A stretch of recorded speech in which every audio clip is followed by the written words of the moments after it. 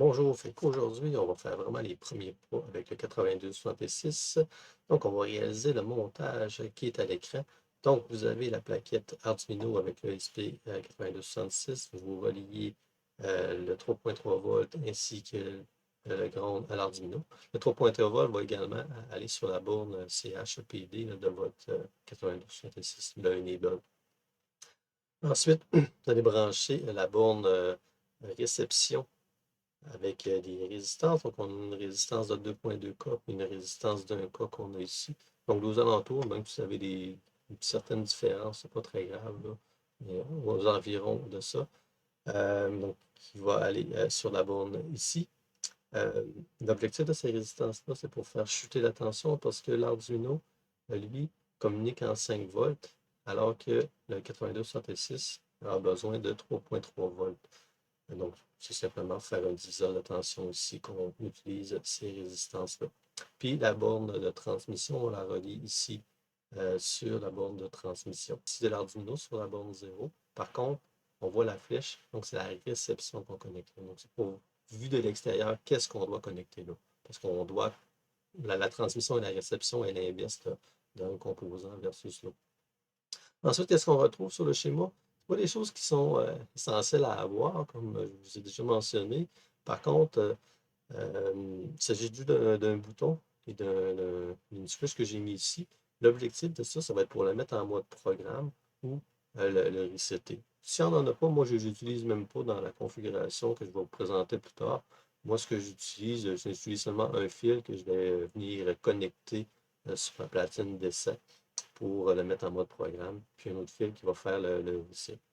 Si vous aimez mieux la version schéma, donc la version schéma est ici. Notez que ces équipements-là, ou ces schémas-là, je vais vous les présenter également là, de façon en fichier qui vont être téléchargeables. Donc, je vous laisse réaliser ça, puis on poursuit dans quelques instants avec le premier essai. Donc, le montage est réalisé maintenant. On va faire la deuxième étape, d'ouvrir l'Arduino IDE ou votre programme que vous utilisez pour programmer l'Arduino. Puis ensuite, on va prendre un sketch vide, puis on va le télécharger à l'intérieur de l'Arduino. Une fois que ça c'est fait, vous allez ouvrir le moniteur série. C'est possible que vous ayez une version un peu différente de moi de l'Arduino IDE. Donc moi j'ai la version 2.04, c'est une des dernières versions en ce moment. Ensuite, vous allez choisir ici donc le retour à la ligne et le carrière du retour. Donc, ça prend les deux qui sont ici. Puis, vous allez mettre le bow rate à 115 200.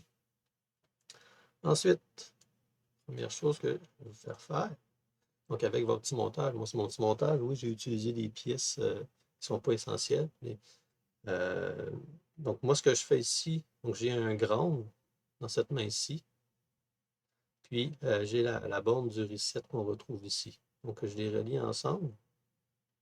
Donc, il va apparaître une ligne qui est absolument incompréhensible. Donc, c'est ce que vous voyez ici. En passant, si vous ne verrez pas la dernière ligne, donc moi, c'est parce que j'ai déjà programmé le 8266, c'est pour ça qu'il m'affiche la dernière ligne ici. Mais sinon, ça devrait afficher la première ligne qu'on retrouve ici. C'est absolument incompréhensible, il n'y a rien à comprendre là-dedans. C'est pas nécessaire de le faire, mais si vous voulez le réaliser, vous pouvez simplement changer de bourrée et le mettre à 74 880, puis refaire la même procédure. Donc, on fait le reset de l'appareil. Si vous avez réalisé le montage exactement comme je l'ai fait, donc avec le bouton, lorsque vous allez appuyer dessus, vous allez voir ce qui va apparaître ici. Donc, première étape est concluante au niveau, si vous êtes en mesure de réaliser ça, donc il y a une communication qui s'exécute entre le ESP 8266 et l'Arduino. Deuxième petite chose qu'on va faire, on va commencer avec les commandes AT. Donc, si vous faites seulement AT, je vais effacer la sortie pour que ce soit plus clair à l'écran. Donc, je fais simplement AT. En lettres majuscules, c'est important d'utiliser les lettres majuscules ici. Vous voyez, donc il va répondre aux commandes AT. Donc, pour la suite des commandes AT, Donc, je les ai inscrits ici. Encore là, c'est un fichier qui va être disponible. Vous allez pouvoir utiliser. Donc, la première commande AT, donc pour faire un reset de l'appareil. Donc, AT plus RST. Okay. Donc, ça fait exactement la même chose que le reset qui était physique. Ou quelque chose de semblable. Peut-être pas exactement la même chose. On peut retrouver des informations qui sont intéressantes à l'intérieur lorsqu'on a des problèmes. Mais là, présentement, on n'en a pas. Ensuite, on peut faire AT plus GMR, c'est pour voir la version qu'il y a. Donc, on retrouve AT plus GMR, donc la version du firmware qu'il y a à l'intérieur. Ensuite, le mode qu'on va utiliser. Donc, on va l'utiliser en web server. CW mode. On va marquer est égal à 1. Donc, c'est le mode qu'on va utiliser. Ensuite, pour voir les différents réseaux qu'il y a de disponibles pour la connexion. Ce n'est pas nécessaire de le faire, mais ça peut être intéressant de voir qui est capable d'aller rechercher les réseaux. Donc, j'ai fait une petite, pas nommé d'erreur. Il n'y avait pas, à mon sens, d'erreur dans ce que j'avais écrit, mais peu importe, ça arrive parfois, des petits problèmes inconnus. Donc, on voit les réseaux ici que j'ai, donc le réseau Arduino, Distributel 31, Distributel, ainsi de suite. Donc, j'ai 5 réseaux qui sont captés par le 8266. Le réseau sur lequel on va se connecter pour la formation, donc c'est le réseau que j'appelle Arduino. Donc, pour se connecter, la façon où les, les codes de commande qu'on utilise, c'est AT plus CWJAP. Puis ensuite, on ouvre les guillemets, on marque le réseau sur lequel on veut se connecter, on ferme les guillemets, on met une virgule. Ensuite, on met le mot de passe. Donc, moi, le mot de passe, c'est pas très compliqué ici. C'est le mot de passe. Une fois que ça c'est fait, il devrait se connecter au réseau. Donc, Marc est connecté au réseau. Donc, il est sur mon réseau ici, Arduino. Ensuite, pour voir quelle est l'adresse IP de mon réseau. Donc, la commande AT qu'on va utiliser, c'est CIFSR.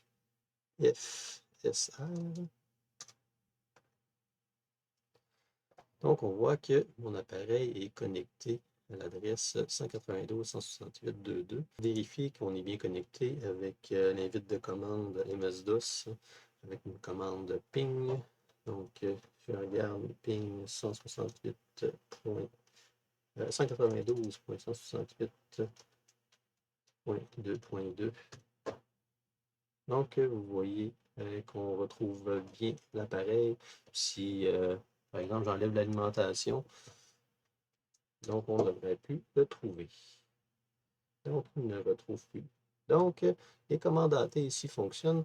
Prochaine étape, ça va d'envoyer des commandes AT, mais que ce soit l'Arduino qui envoie les commandes AT. Donc, dans quelques instants, on poursuit. Vous allez devoir modifier un petit peu les branchements sur votre Arduino. Donc, la seule modification qu'il y a à faire, donc c'est les deux bornes qui étaient branchées ici sur RX et TX. Donc, vous allez les rapporter sur les bornes 12 et 13. Donc, c'est la seule modification qu'il y a à réaliser.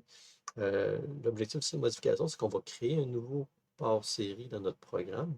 Puis, ce port série-là, il va être sur les bornes 12 et 13. Donc, si vous ne pouvez pas utiliser ces bornes-là pour une raison ou une autre, vous pouvez les modifier. Mais moi, dans l'exemple, j'utilise les bornes 12 et 13. Donc, on regarde ça dans la programmation maintenant. Donc, maintenant, je vais vous présenter un peu c'est quoi le code de notre projet. Donc, on inclut la librairie pour avoir un deuxième port série. Le port série, on va les mettre sur les bornes 13 et 12. Ensuite, la communication va se faire à 115 200, puis la variable debug, on peut la mettre à phase lorsque tout fonctionne. C'est pour nous aider à dépanner. Donc, ça va nous permettre d'écrire dans le moniteur série. Ensuite, dans le setup, on initialise les communications, puis on va aller chercher le programme ou activer la sous-routine init qui se retrouve ici à la fin. Donc, vous reconnaissez sûrement la plupart des commandes ici qu'on a utilisées, des commandes AT qui sont envoyées. Le carriage retourne, le /R veut dire un carriage retourne et le /N veut dire un retour à la ligne. Donc, les valeurs qu'on envoie à euh, notre ESP. Donc, dans la partie loop ici, donc si la communication est valide, on marque le numéro de la communication ici. Les délais, c'est des choses que vous n'avez pas vraiment besoin de comprendre, que je ne comprends pas exactement comment ça fonctionne de mon côté non plus. Au niveau de la string web page ici, donc c'est une variable qu'on a créée. Puis la variable qu'on a créée, donc ce qu'on met ici à l'intérieur, c'est ce qui va être inscrit. Donc c'est vraiment du code HTML, si vous connaissez un petit peu, ce qui va s'afficher sur notre page. Donc, la commande CIP-SEND ici, qu'on inscrit à l'intérieur de la variable CIP-SEND. Ensuite, on additionne des choses à la variable CIP-SEND, donc la connexion qu'on a trouvée ici. Ensuite, la virgule, la longueur de notre chaîne, donc quelle est la longueur qu'on doit transmettre. Ensuite, carrière de retour et retour à la ligne. Et par la suite, on envoie les deux requêtes à une distance de 1 seconde, donc 1000 millisecondes. On fait la même chose pour fermer la communication ici. Donc, la procédure de send-data, c'est une fonction qui a été inscrite ici. Donc, la fonction, on la voit bien. C'est elle qui va nous permettre d'aller transférer les choses à l'ESP 8266. Dans le fond, c'est pour faciliter un peu l'écriture. On utilise une fonction qui est une très bonne initiative. Donc, c'était le code, il n'est pas plus compliqué que ça. Donc, vous allez pouvoir le transférer à votre ESP 8266 maintenant. Donc, maintenant, ce qu'on va faire, on va transférer, on va téléverser notre programme module Arduino.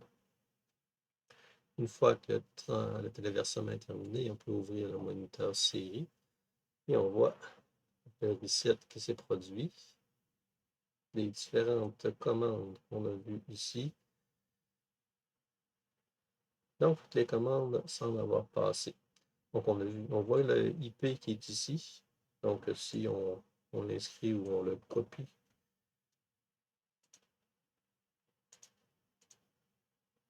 donc je prends une nouvelle page, j'inscris l'adresse de notre serveur et on voit la communication qui est établie. Et toutes les fois qu'on va faire une requête, je vais faire simplement un rafraîchissement de la page. Donc, vous voyez qu'est-ce qui se passe ici. Donc, c'était les premiers tests à faire avec l'Arduino. J'espère que ça a bien été. Si vous avez des questions, des commentaires, n'hésitez pas à le faire. On poursuit dans une prochaine vidéo pour faire un programme un peu plus qui va nous aider à avancer, à aller un petit peu plus loin dans notre programmation.